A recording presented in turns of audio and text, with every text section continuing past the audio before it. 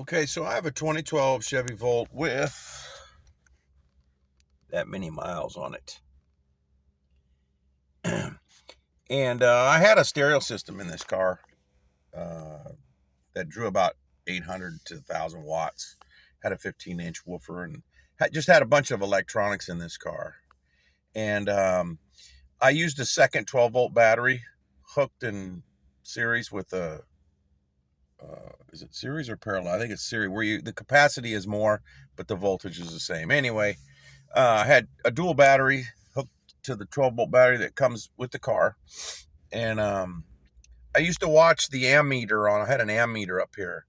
And I noticed that when you start the volt up, it draws like 40, 50 amps right when you push the start button.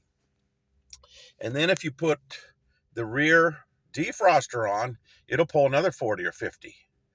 So I've seen it to where it's pulled 100 amps before, which is substantial. That's without stereo.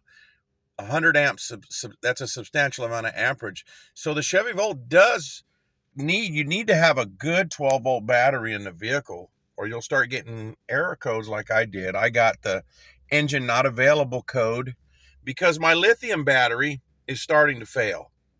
It's the engine runs almost all the time now, but at a couple of times when the 12-volt battery, I took the second battery out that I use for the stereo system because I'm going to sell the car, and I'm just relying on the old battery, and the voltage was dropping on that battery. And what'll happen is it'll throw all kinds of codes when the 12-volt battery is starting to die. It will throw up service charging system. It'll just flash codes like crazy when the voltage starts to drop on your 12-volt battery on this car. My concern is when this lithium battery fails all the way, I believe my car's not going to run anymore. You know, you need some power in that lithium battery to turn over the gasoline engine. The gasoline engine gets turned over by the high voltage power, the cranking of it. But the fuel pump and the ignition and all that stuff runs off the 12-volt battery. So if you're having that problem with engine not available, and your voltage even on your battery says 12.4 or whatever, that just means that doesn't mean you have a lot of capacity though in that battery. Your voltage might be okay until a load is put on it. And then once a load is put on it, like say the engine calls for the fuel pump to turn on, and all kinds of other things that the car runs on the 12-volt battery, the load may be substantial enough to where it draws the voltage down to where maybe the fuel pump is starting to not pump like it should. And that'll cause that engine not available code. So the test you can do, take a secondary battery and just run it to the other battery. Make sure you get your positive and negatives correct. And then just leave those hooked together. They'll even out each other. You don't have to worry about leaving it on. I've had this on there for 2 or 3 days now. It's fine. So right now I'm using the 2 batteries, and I'm going down the road like that.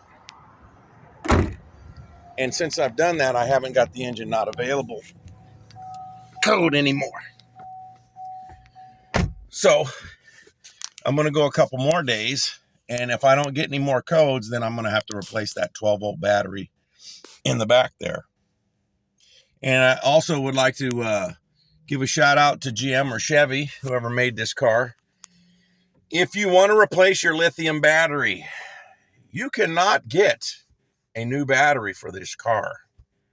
They do not make them. They do not sell them. You can get a refurbished battery, but you cannot purchase a new battery for this car.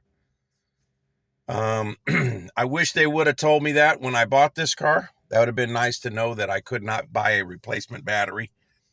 Because when the lithium battery gets so degraded that and I don't know how close I am to being to that point, but when it gets so point that it won't turn over the engine,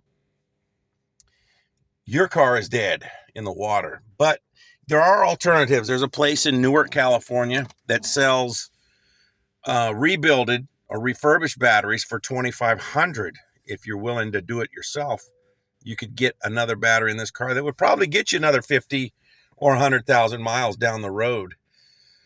So these people who claim they have, several 100,000 miles on their Volts, not on the same lithium battery, I wouldn't guess. So keep that in mind. But anyway, the 12-volt battery, make sure your 12-volt battery is a good one. And if you want to make sure that that's the problem, just do like I did back there, hook a secondary battery in line with it. That gives me more capacity.